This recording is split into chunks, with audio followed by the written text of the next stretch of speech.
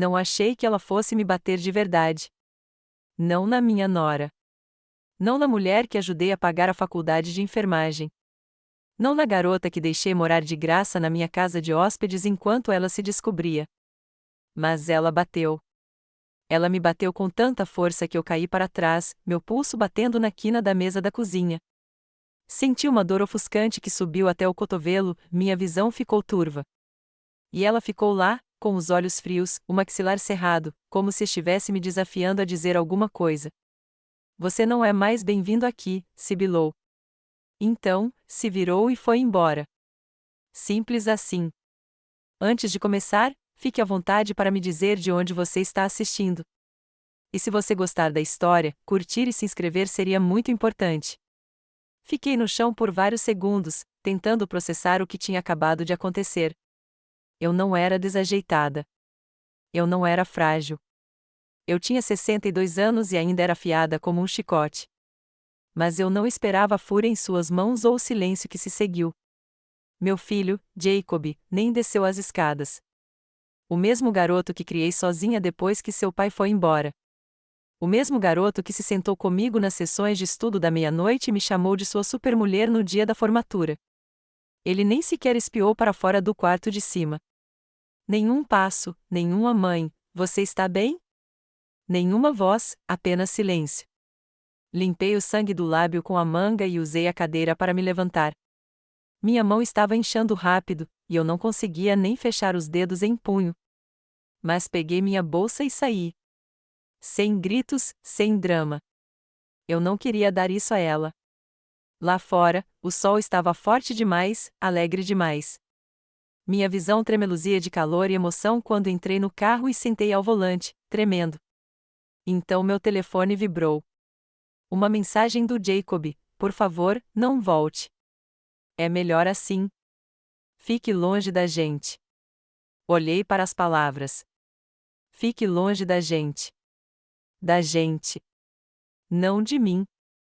Não doam desculpe, mãe. Só da gente. Como se eles fossem uma equipe. Como se eu fosse uma estranha. Não respondi. Ainda não.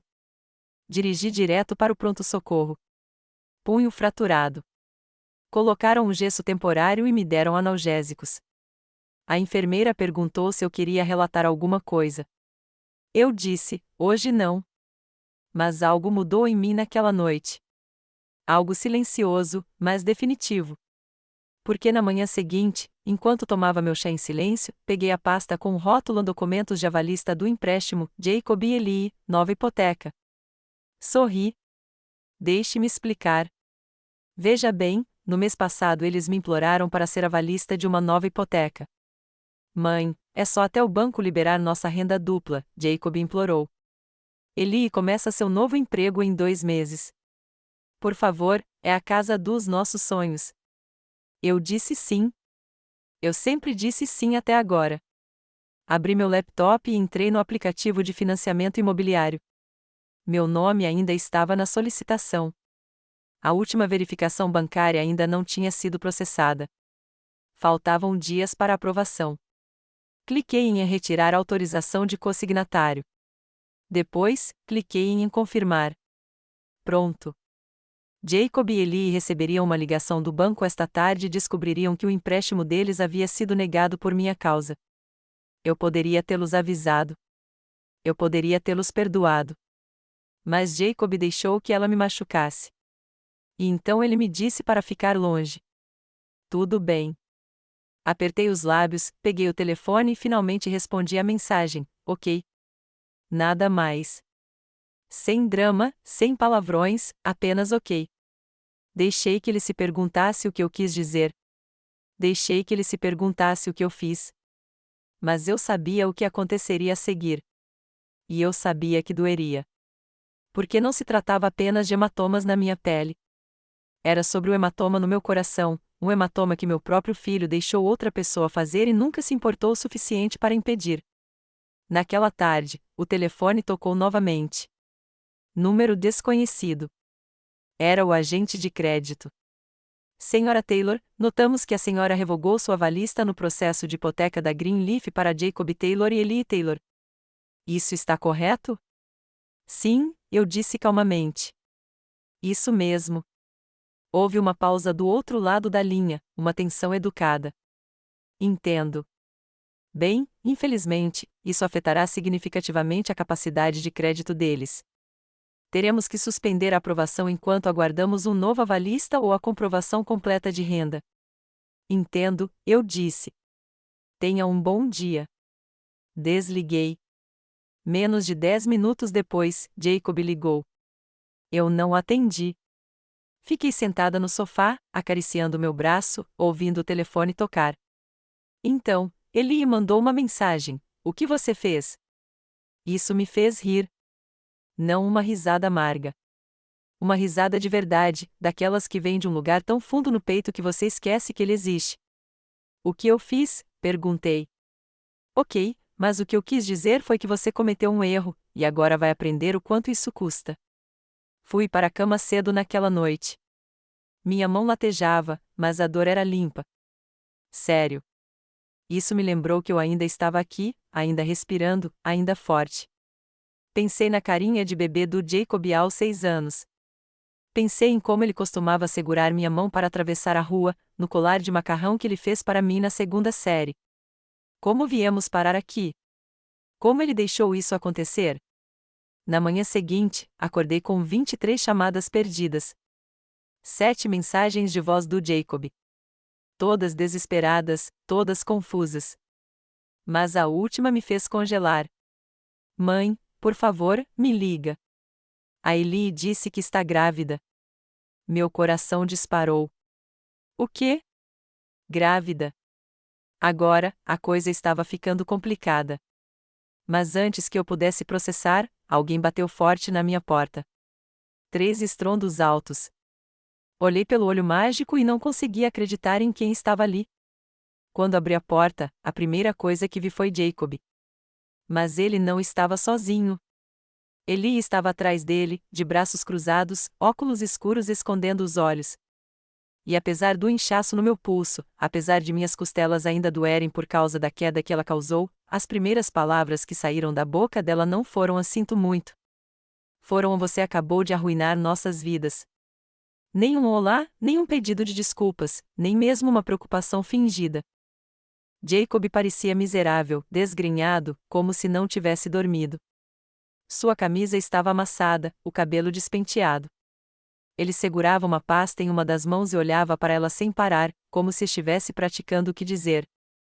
Mas Eli parecia uma advogada entrando em um tribunal, queixo erguido, ombros erguidos. "Estou grávida", disse ela friamente. "Você sabia disso quando cancelou nossa hipoteca?" Eu não disse nada. Não a princípio. Dei um passo para o lado silenciosamente e gesticulei para que entrassem. Eles hesitaram. Jacob pareceu inseguro. Eli entrou como se fosse dona do lugar. Eles se sentaram no sofá. Eu me levantei. O silêncio se prolongou por muito tempo, então o quebrei. "Você me machucou", eu disse baixinho. Eli revirou os olhos. "Eu tropecei", disse ela. "Não foi minha culpa você ser tão frágil." Jacob a interrompeu. "Eli", mas ela continuou. "Ela estava na nossa casa, na nossa cozinha, julgando tudo, me dizendo como criar um filho que eu nem tive ainda. Você acha que eu vou simplesmente aceitar isso?" Pesquei. Então falei com a calma de uma mulher que foi pressionada demais. "Você me bateu, Eli, e mentiu para o Jacob. E quando eu não respondi como você esperava, vocês dois me ignoraram como se eu fosse um móvel descartável."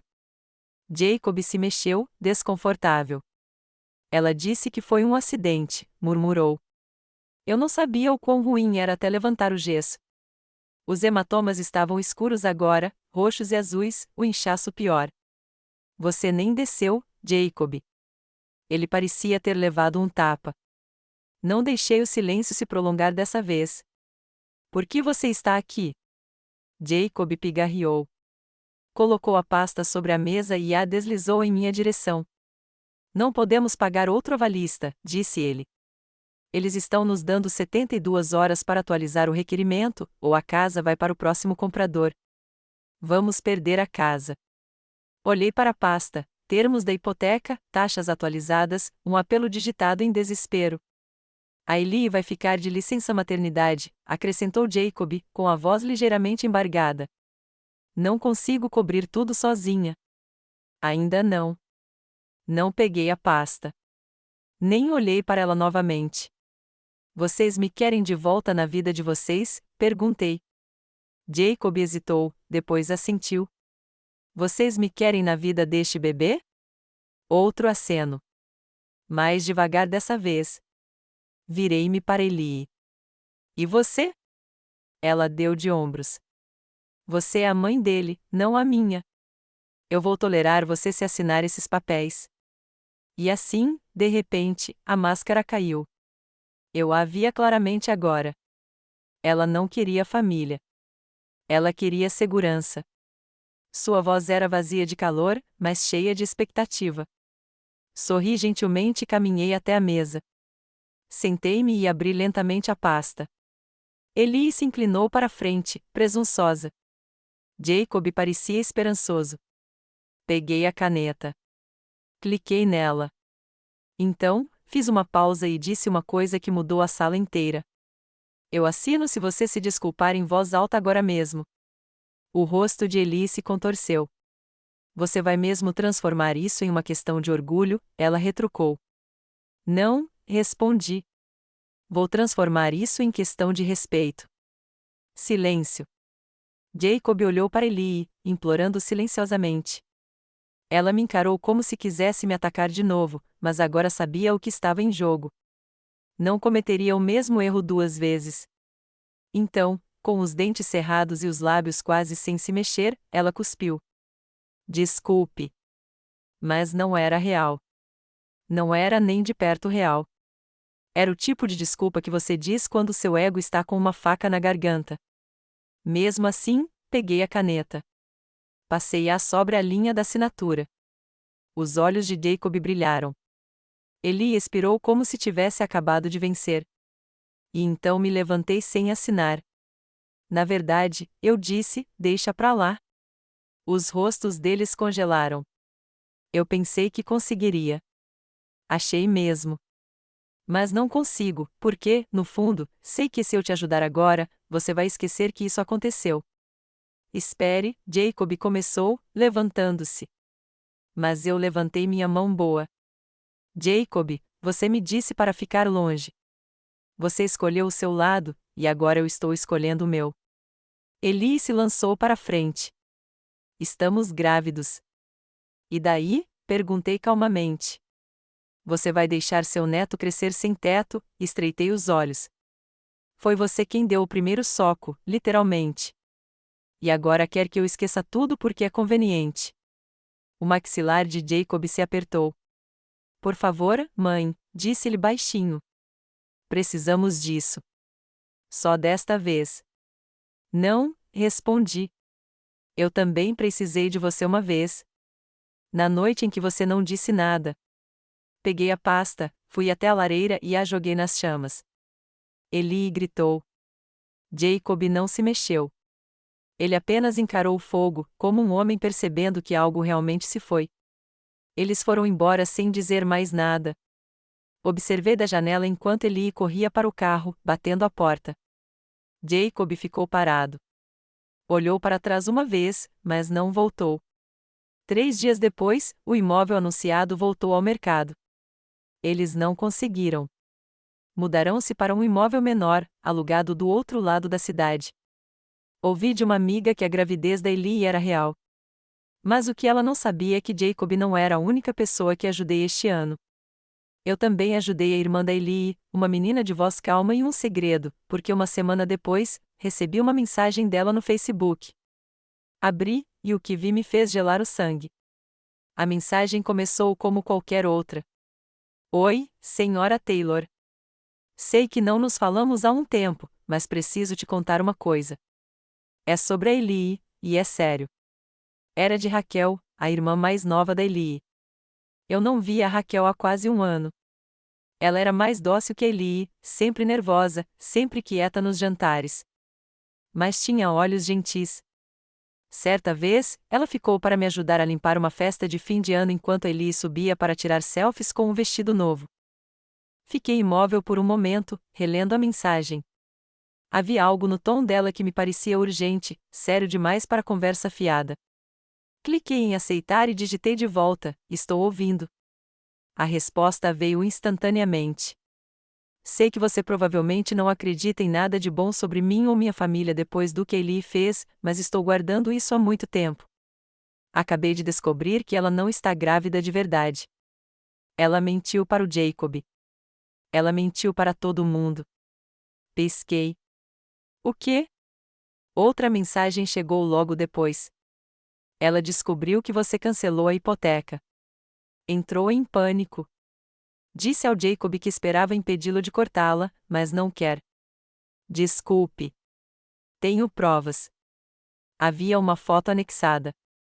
Era um print de uma conversa entre Raquel e Eli. Nela, Eli havia digitado: se eu disser que estou grávida, ele vai implorar para a mãe me perdoar. Conseguiremos o empréstimo, a casa, tudo. Aí talvez eu realmente pense em engravidar. Olhei para a tela. Não me senti chocada. Sentia frio, pesado, como se uma parte de mim que ainda tinha esperança, só um pouquinho, de que talvez eu tivesse exagerado tivesse se transformado em pedra. Raquel enviou outra mensagem. Eu não deveria estar enviando isso, mas não podia continuar assistindo. Jacob merece algo melhor. Você merece algo melhor. Me desculpe por esperar tanto tempo. Respirei fundo e respondi: obrigada por me contar. Eu acredito em você. Não disse mais nada. Ainda não. Mas, na minha cabeça, as coisas já estavam se movendo. Eu tinha me conformado em ficar longe deles. Tinha desistido do sonho de receber meu neto em aniversários, peças da escola, panquecas bagunçadas na minha cozinha. Mas agora eu percebia que o problema não era só Eli ter me batido. Não era só o silêncio do Jacob. Era que a mentira tinha crescido, e o Jacob ainda estava preso nela. Fiquei pensando nisso por um tempo, depois liguei. Não para o Jacob, não para Eli, mas para o meu advogado. Senhora Coleman, eu disse. A senhora se lembra da conta fiduciária que abrimos para o Jacob alguns anos atrás? Sim, o que deveria ser liberado depois que o primeiro filho nascer. É esse mesmo. Quero congelá-lo imediatamente. Coloque-o sob análise. Ela fez uma pausa. Há algo errado. Digamos, respondi, que a certidão de nascimento pode estar sem um nome para sempre. Na manhã seguinte, recebi outra mensagem do Jacob. Por favor, a Eli está estressada. Perdemos a casa. Estou tentando consertar as coisas, mas ela diz que você está colocando todo mundo contra nós. Só me diga o que você quer. Não respondi. Ainda não. Naquela tarde, fui ao supermercado. Coisas normais: maçãs, pão, café. Mas assim que peguei uma lata de sopa, ouvi uma voz atrás de mim. Senhora Taylor. Virei-me. Era Raquel. Ela parecia cansada, um pouco ansiosa, mas sincera. Ficamos ali no corredor, duas mulheres à beira de uma tempestade. Não pensei que te encontraria, disse ela, ajeitando a alça da bolsa. Mas ainda bem que encontrei. Assenti levemente. Eu também. Ficamos em silêncio por um momento. Então ela disse algo que eu não esperava. A Eli já fez isso antes. Prendi a respiração. O que você quer dizer? Ela finge coisas. Crises. Drama. Desde que éramos adolescentes. Uma vez, ela fingiu ser uma perseguidora para reconquistar um ex-namorado. Outra vez, ela fingiu estar com um susto médico só para se livrar de um emprego que não gostava. Mentira é como ela sobrevive. Eu me inclinei sobre o carrinho. E o Jacob? Raquel olhou para baixo. Ele está muito envolvido. Ele está acostumado com o caos agora. Acho que ele acha isso normal. Mas não é. Estou com medo por ele. Observei seu rosto. Ela falava sério. Decidi naquele momento fazer algo que não havia planejado. Raquel, você testemunharia se chegasse a esse ponto? Ela pareceu chocada. Testemunhar? Caso seja necessário. Ela assentiu lentamente. Sim, se isso ajudar, eu farei. Nos separamos depois disso. Dei meu número a ela. Ela prometeu manter contato. Naquela noite, sentei-me sozinha na sala de estar, com a lareira crepitando ao meu lado, o ar carregado de tudo o que não havia sido dito. Meu telefone vibrou novamente. Uma mensagem de voz do Jacob. Sua voz estava rouca, desgastada. Mãe, a Ellie desapareceu. Meu estômago embrulhou. Ela saiu do apartamento hoje de manhã e não voltou. Não responde mensagens. O celular dela está desligado. Não sei o que fazer. Uma longa pausa. Aí encontrei sua caixinha de alianças antiga na comoda, aquela que o papai te deu. Estava aberta e vazia. Meu coração parou. Eu não via aquele anel há anos. Estava trancado na gaveta do meu quarto, escondido. Jacob parecia em pânico agora. Por favor, me ligue. Por favor. Eu congelei porque sabia exatamente o que isso significava. Ellie tinha roubado algo. E ela não estava fugindo de Jacob. Ela estava fugindo de mim. O anel tinha sumido. O anel que meu falecido marido me deu no nosso aniversário de casamento, 20 anos atrás. Uma aliança de ouro branco com uma safira oval rara, ladeada por diamantes tão minúsculos que pareciam orvalho. Não era chamativo. Não era o tipo de coisa que se usa todos os dias, mas não tinha preço para mim. E agora tinha sumido. A mensagem de voz do Jacob ecoava nos meus ouvidos sem parar. Ela saiu do apartamento. Ela não atende. A caixa do anel estava aberta. Não entrei em pânico. Não gritei. Levantei-me, fui até o meu quarto, abri a gaveta que eu não tocava há meses. A caixinha de veludo vermelho ainda estava lá. Mas quando a abri, vazia, sumira. De alguma forma, Ellie esteve na minha casa enquanto eu estava fora. E ela levou a única coisa que realmente me restava do meu passado, a parte de mim que existia antes de toda essa traição, antes do silêncio e das feridas. Ela levou, e agora ela se foi. Liguei para o Jacob. Ele atendeu ao primeiro toque. Mãe, me conta tudo desde o começo. Ele suspirou, trêmulo. Ela estava em uma espiral. Depois que o empréstimo não foi aprovado, ela gritava, jogava coisas, dizia que você estava tentando destruí-la. Tentei acalmá-la, mas ela não estava me ouvindo. Fui trabalhar hoje de manhã e, quando voltei, ela tinha sumido. As coisas dela ainda estão aqui, mas o cofre está aberto. Eu nem sabia que você tinha trazido aquele anel aqui. Por que ela trouxe? Ela não sabia do anel, eu disse baixinho. A menos que alguém tivesse contado a ela. Ele ficou em silêncio. Então, Raquel. Eu não respondi porque ele tinha razão. Raquel devia ter mencionado isso, talvez de passagem, talvez como um aviso.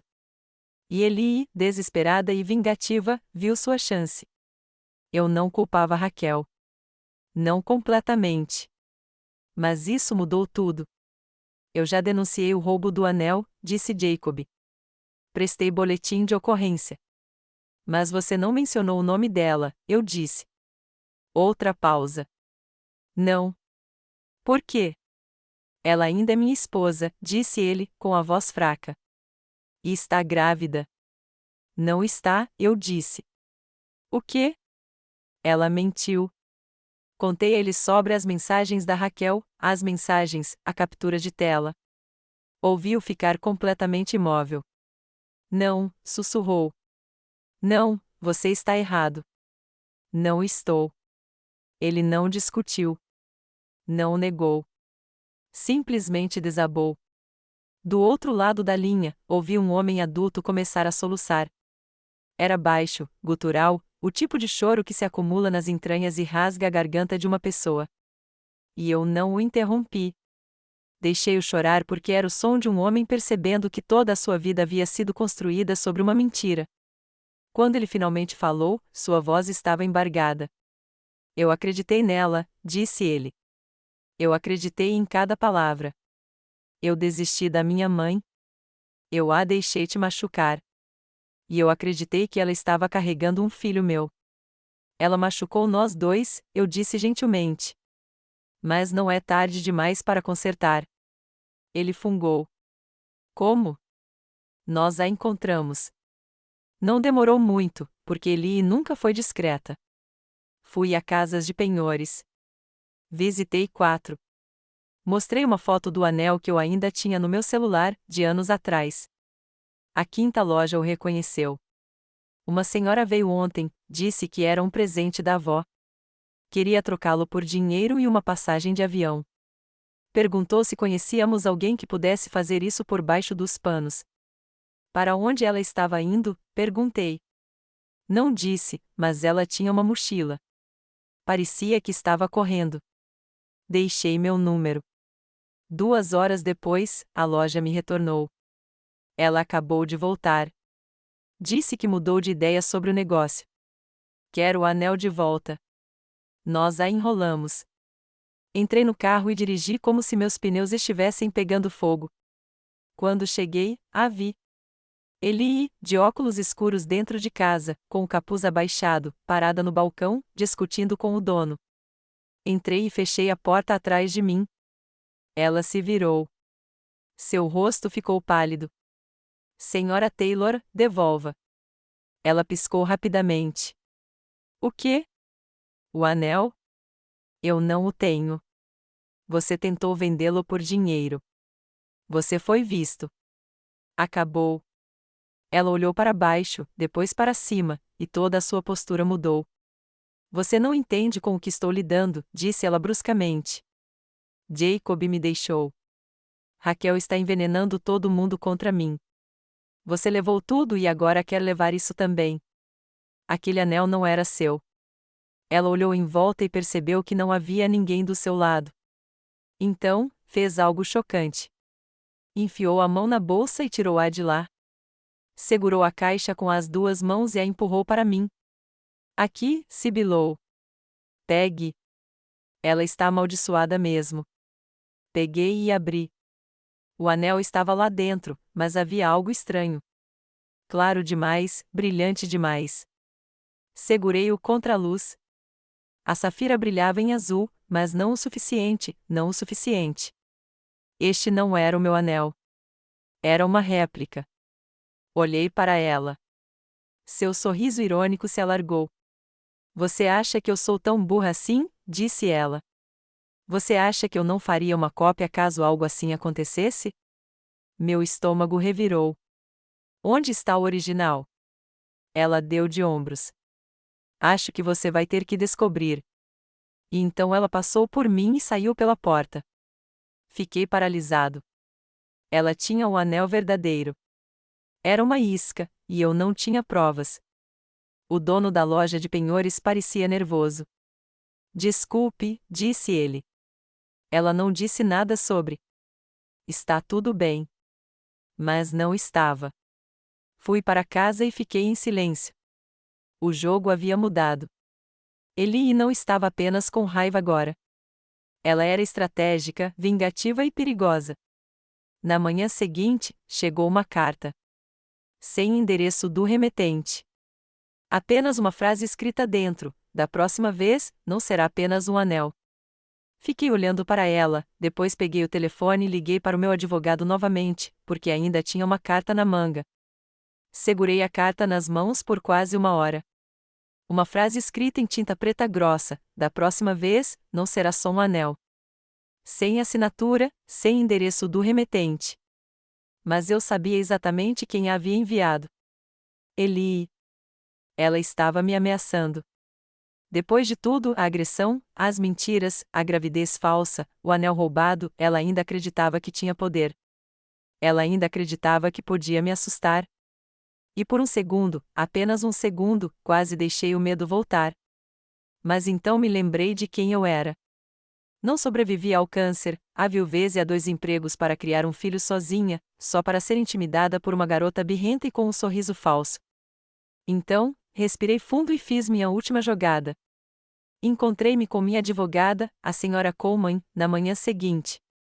Sentamos frente a frente em seu escritório silencioso, com a luz do sol incidindo sobre a mesa de madeira como um holofote sobre minha decisão final.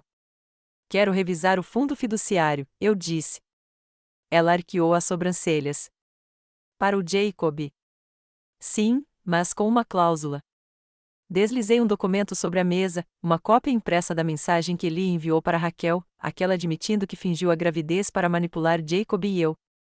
A senhora Coleman leu, com os lábios comprimidos em uma linha fina e profissional. Quero que Jacob receba o valor integral do fundo, eu disse. Mas só se ele se encontrar comigo pessoalmente para reconhecer o que aconteceu e só se ele pedir o divórcio. A senhora Coleman piscou. Essa é uma condição forte. Ela é uma grande ameaça. Ela assentiu lentamente e pegou a caneta. E se ele se recusar? Então o dinheiro vai para alguém que realmente me defendeu, alguém que me disse a verdade. Deslizei outro papel para frente. O nome de Raquel estava escrito no topo. A senhora Coleman sorriu. Vou redigir hoje. Saí do consultório dela me sentindo mais leve do que me sentia há meses. Naquela tarde, liguei para o Jacob. Ele não atendeu, então enviei uma foto. Era a papelada do fundo. O cabeçalho dizia: plano de distribuição revisado. 5 minutos depois, ele me ligou de volta. Mãe, disse ele, sem fôlego. O que está acontecendo? Você mentiu por ela, eu disse. Mas estou te dando uma chance, só uma. Vem aqui. Fala comigo. De homem para mulher. Silêncio, então, estou a caminho. Quando ele chegou, parecia exausto, mais magro, mais velho. Não tinha dormido.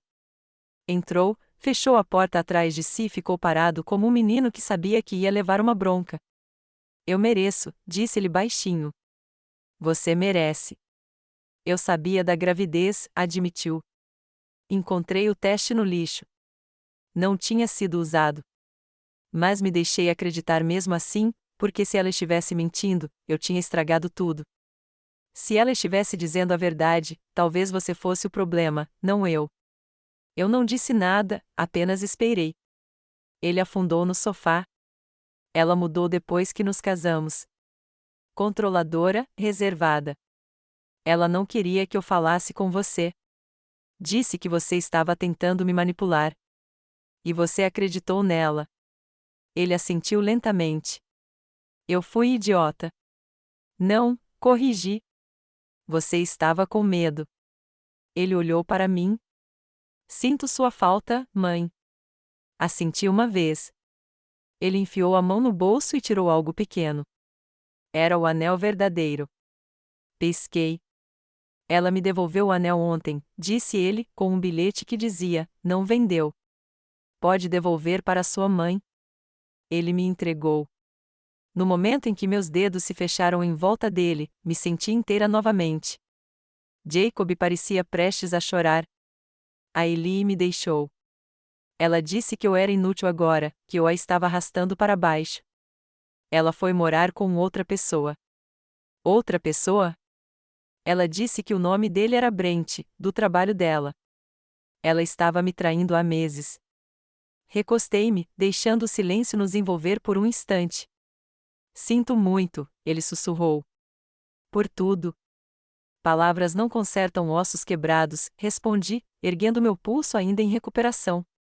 Mas já são um começo. Farei qualquer coisa para consertar isso. Deslizei a papelada do fundo para ele.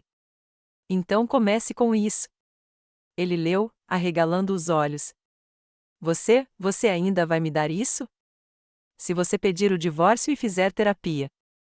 Ele olhou para baixo e assentiu. Eu vou. E tem mais uma condição. Ele olhou para cima. Você se desculpa publicamente na nossa próxima reunião familiar. Sua boca se abriu ligeiramente. Eu não vacilei. Você me envergonhou na frente de todos com seu silêncio. Você ficou ao lado de uma mulher que me xingou, me machucou, mentiu para mim. Você deixou todos pensarem que fui eu quem te abandonou. Isso acaba agora. Ele assentiu novamente. Ok. Ficamos em silêncio por mais um tempo. Então, quando ele estava saindo, parou na porta. Por que você concordou em ser fiador da hipoteca? Para começo de conversa, perguntou. Depois de tudo o que a Elite disse. Sorri suavemente. Porque eu queria acreditar no seu melhor, mesmo quando você não acreditava. Ele engoliu em seco e foi embora. 3 semanas depois, recebi a confirmação do tribunal de que Jacob havia oficialmente entrado com o pedido de divórcio. O terapeuta que ele escolheu me enviou um e-mail. Jacob compareceu a todas as sessões. E no domingo de Páscoa, no jantar comunitário da minha família, Jacob se levantou na frente de todos, seus primos, suas tias, suas sobrinhas e disse a verdade. Ele não amenizou a situação. Ele não deu desculpas. Ele disse: minha mãe merecia mais, e eu falhei com ela. Não havia um único olho seco na sala. Quando ele se sentou, estendi o braço sobre a mesa e segurei sua mão. Mais tarde naquela noite, peguei o anel novamente, coloquei-o de volta na caixa e, finalmente, guardei-o no meu armário, no alto da prateleira, em segurança, onde ninguém jamais poderia roubá-lo novamente. Raquel me visitou uma semana depois. Tomamos chá no jardim. Ela sorria bastante agora. Que bom que ele está bem, disse ela. Ele vai ficar. Ela me olhou atentamente. Você já desejou ter lidado com isso de forma diferente? Balancei a cabeça. Não, porque às vezes a única maneira de as pessoas aprenderem é quando perdem tudo o que tentaram levar. Ela assentiu. Então nós dois nos viramos quando Jacob chegou. Ele estava sorrindo, carregando flores. Ficamos sentados juntos por horas e, pela primeira vez em muito, muito tempo, parecia uma família novamente. Sem medo, sem mentiras, sem manipulação, apenas cura e paz. Do tipo que você não encontra ficando em silêncio. Do tipo pelo qual você luta. Do tipo que vem quando você finalmente para de ter medo de dizer: você não pode me machucar. Não mais.